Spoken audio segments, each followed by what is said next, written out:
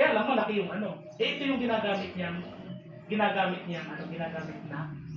Pero hindi po ganun kung inyong pupusisain ang pananalita ng tahanan. Gayon din naman, ipinag-uutos ng Panginoon na nagsisipangaral ng Ebanghelyo ay dapat mga buhay sa pamamagitan ng Ebanghelyo.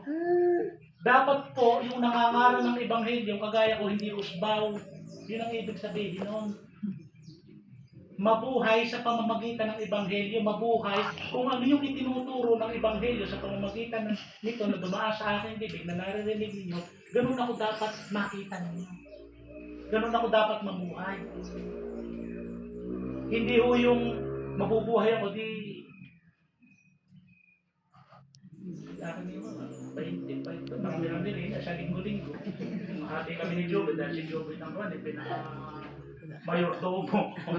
Tiga, hindi ho ganun kasi maliwanag ang sabi, mga buhay sa pamamagitan ng Ebanghelyo. Kung ano ho yung ating natututunan, ganun tayo mamumuhay. Iba ho yung ating kalakarang pananalapi. Naghahanap buhay tayo siyempre. Si Brad Bernie nga, kagabi nagluto ko na ba, nagpapahagi ng isang milyanera. Ako. Iba ho yun. Ibigay mo kay Cesar, ang kay Cesar at sa Diyos ay sa Diyos. Yun ang paghahanap po natin sa Cesar. Nandito tayo, ibigay tayo at bubuwis tayo ng tama.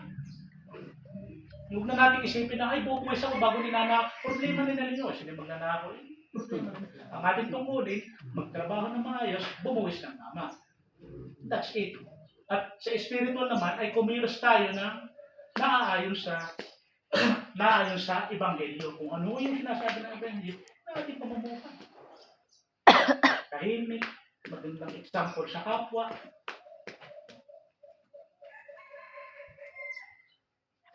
Kaya lang, minsan ako hindi okay tiro, pero minsan hindi mo okay.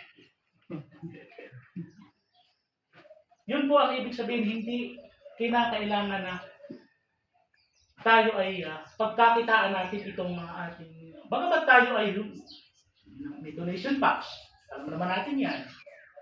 Pero, saan na po, abonado pa nga. Napingi na nga si Ano sa pagka-abon. Abonado tayo, minsan tayo pag may lakad tayo kahit pa paano na nagpo-contribution. Hindi naman natin kinakain, hindi naman natin binabahagi. Hindi ginagasto sa mga bagay na pag may misyon, hindi na pinakaganansya lamang ng ating sa misyon. Nakakabag papunta Mindanao, nakasakay ng eroplano. Ay ano ba ito? Masasakay, bigay upo din. Kayo sumakay sa tunggat-tunggat, bigay uga. Oh. Ay ang ibig ko sabihin, ang dapat lamang natin sundin kung ano yung nakasulat.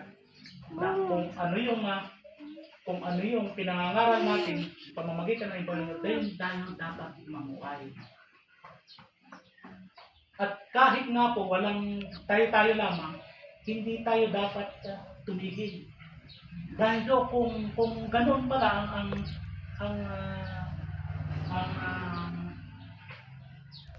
panuntunan, nung umalis ang Panginoong Jesucristo, wala na dapat nag-spread at wala na ang Panginoon. Kami ay, kung ako si Pedro, babalik na